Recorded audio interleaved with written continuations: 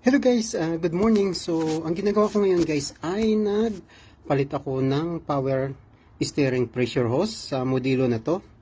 At talagang napasubo ako dito guys, talagang hirap kong ikabit.